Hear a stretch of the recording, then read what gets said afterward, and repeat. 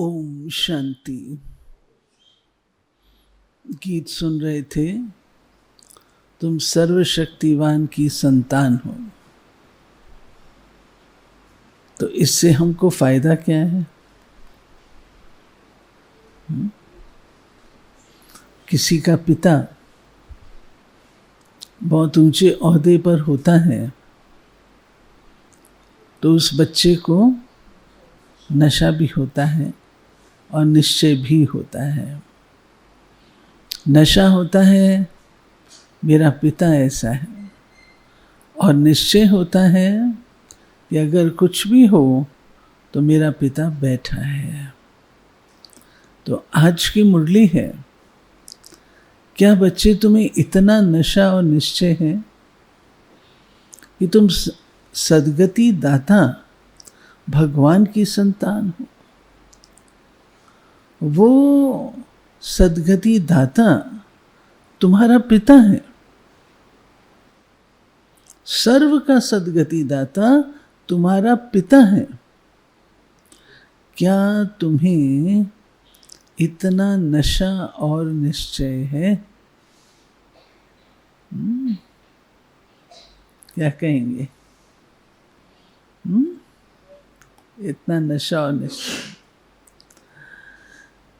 अगर नशा और निश्चय है तो उसका रिजल्ट और क्या होगा? अगर आपको नशा भी है, निश्चय भी है, तो उसका रिजल्ट क्या होगा? खुश रहेंगे। और अगर नशा भी है और निश्चय भी है तो उसका रिजल्ट क्या होगा? विजय। और निश्चिंत। और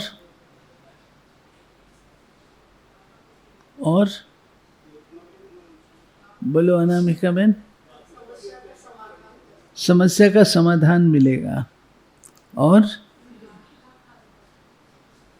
सबसे बड़ी चीज है कि बुद्धि भटकेगी नहीं।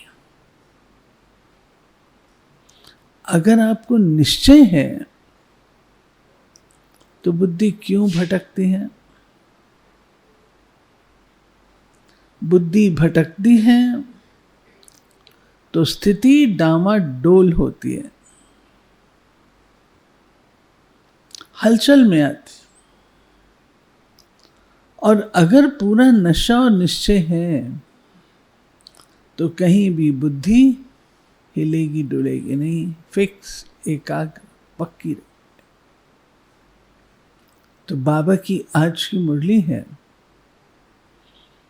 कि बच्चों का एक पुरुषार्थ है कि बाबा की याद निरंतर बनी रहे।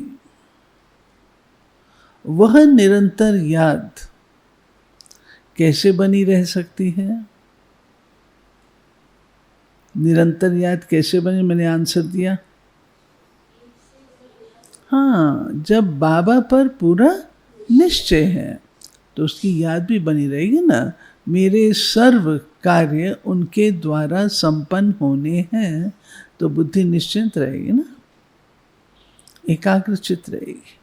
तो आज की बाबा की मुरली में मूल बात यह है कि अपने को आत्मा समझो, और आत्मा समझ करके जब पिता को तुम याद करते हो तो फिर बुद्धि का भटकना बंद होता है और सर्व प्राप्तियां बच्चों को अनुभव होती हैं।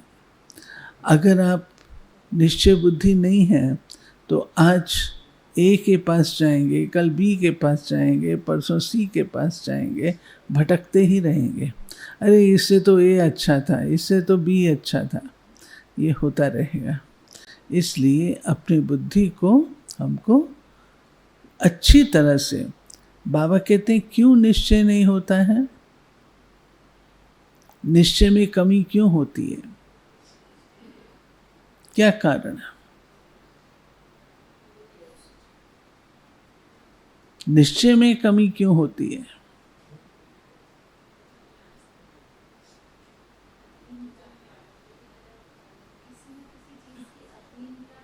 निश्चय में कमी होती है क्योंकि पहचान नहीं होती। पहचान हो, बाबा की पूरी पहचान हो तो निश्चय। बच्चा बार बार कहे पिताजी आप मेरे पिताजी हैं या नहीं, लगते तो आप ही हो, ऐसे ही होता है ना बाबा के लिए। पता नहीं बाबा है या नहीं, किसने देखा है, हाँ सुना है, दादियों ने कहा है, बहनें कहती हैं तो है, तो ढीला है ना। और पहचान ना होने कारण बाबा ने यही कहा था ना, आज्ञाकारिता क्यों नहीं होती है। बहन का किस्सा याद है ना, जिसको कहा गया था बॉम्बे जाने के लिए, याद है ना, वो तो पुराना किस्सा है, कई बार सुना है। बाबा ने उसको क्या कहा था, बच्ची तुमने बाप को पहचाना ही नहीं। बाबा ने ये कहे थे, पहचाना ही नहीं। कौन तुम्हें कह रहा है, कौन डायरेक्शन दे रहा है, कौन श्रीमत दे रहा है, तुमने पहचाना ही नहीं। भगवान कुछ कहे, बाबा कुछ कहे और हम न करें तो कहीं तो कुछ गड़बड़ है। वो गड़बड़ निश्चय की कमी है। सुनते हैं बाबा के आज के महावाक्य। मीठे बच्चे, जो सर्व की सद्गति करने वाला जीवन मुक्ति दाता है, वह आपका बाप बना है। तुम उनकी संतान हो तो कितना नशा रहना चाहिए। प्रश्न है, किन बच्चों की बुद्धि में बाबा की याद निरंतर नहीं ठहर सकती। जिन्हें, उत्तर है, जिन्हें पूरा पूरा निश्चय है, निश्चय नहीं है, उनकी बुद्धि में याद ठहर नहीं सकती। हमको कौन सिखला रहे हैं, यह जानते नहीं तो याद किसको करेंगे। जो यथार्थ पहचान कर याद करते हैं, उनके ही विकर्म विनाश होते हैं।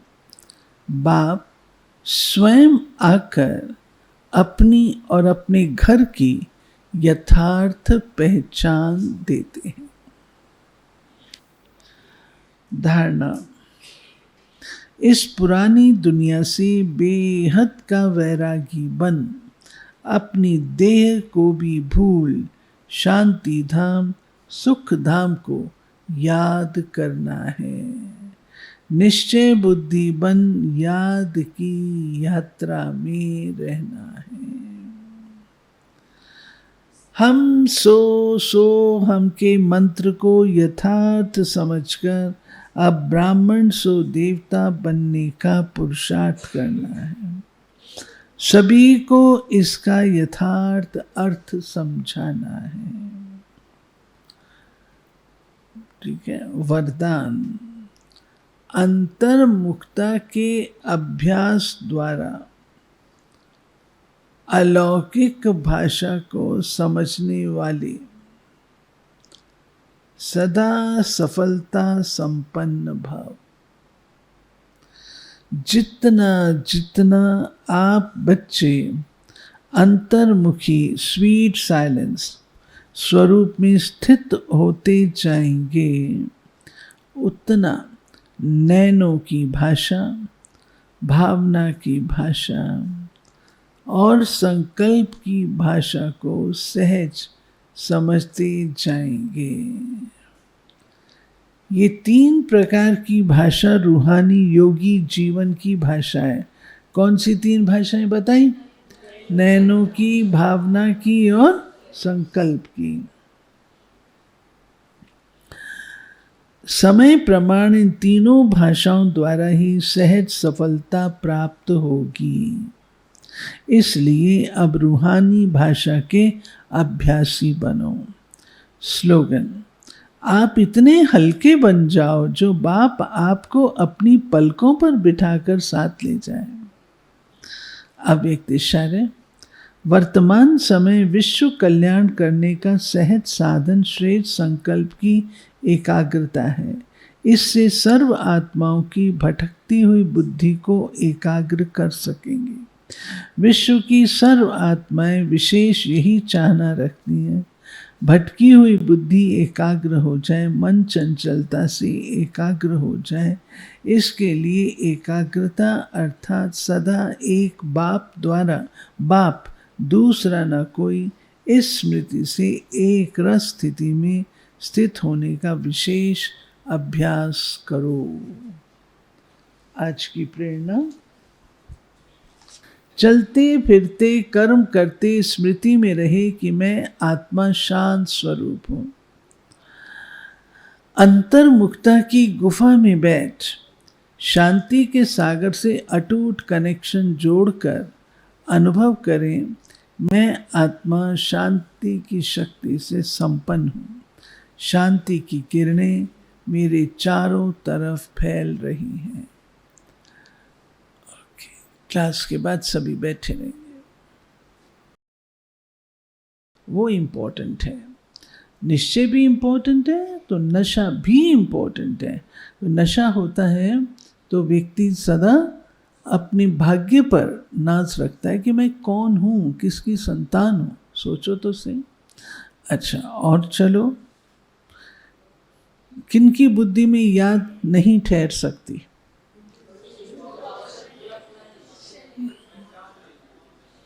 किनके विकर्म विनाश होते हैं? जो बाबा को यथार्थ पहचान कर। ओम शांति का अर्थ आज क्या था? हम आत्मा हैं, हमारा घर है मूल वतन। हमारी बुद्धि में क्या बसता है? हमारी बुद्धि में क्या बसता है? सुख धाम, सुख धाम। हम कब तक वापस नहीं जा सकते? आज नए रूप से बाबा ने बताया, जब तक बाबा भारत में नहीं आते। 84 जन्मों में आकर कौन धर्म भ्रष्ट बन गए? श्रेष्ठ दैवी धर्म वाले। बाबा के पास कौन आएंगे? जो देवता धर्म वाले होंगे। जो दैवी धर्म के नहीं होते उनकी निशानी संशय बुद्धि। किस बात का हमें नशा होना चाहिए?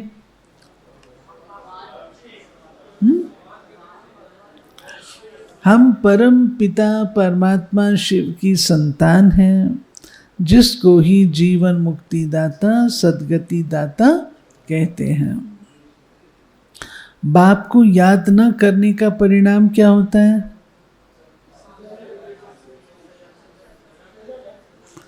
पावन नहीं बन सकते। पिछाड़ी में हिसाब किताब चुकतू कर सजाएं खाएंगे। परमात्मा से बेमुख कराने वाला रॉन्ग मंत्र कौन सा है? हम सो हम।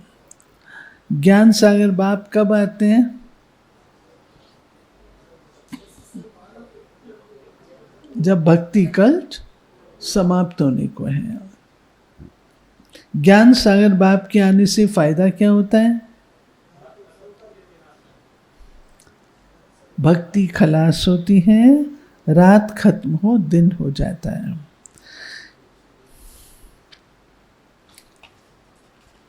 बाप कब आते हैं? जब दुनिया पुरानी होती है, ज्ञान से क्या होता है? सद्गति। पवित्र न बनने का परिणाम सजाएं भी खाएंगे और पद भी भ्रष्ट हो जाएगा। नई दुनिया स्थापन कैसे होगी? इस बेहद के यज्ञ में सारी पुरानी दुनिया की आहुति डालने से। अंतर्मुखी स्वीट साइलेंस स्वरूप में स्थित होने से किन भाषाओं को सहज समझ जाते?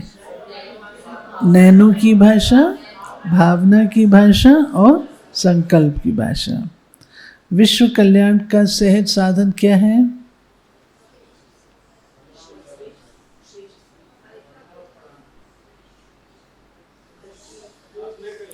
अपने श्रेष्ठ संकल्प की एकाग्रता।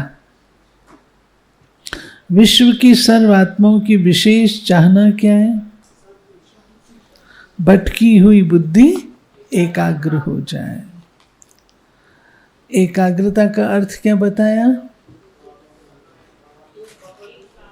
एक बाप दूसरा न कोई। शिव बाबा ने हमें आज क्या क्या समझाया? सुनो, बहुत सारी मुरली थी, सारी समझाई।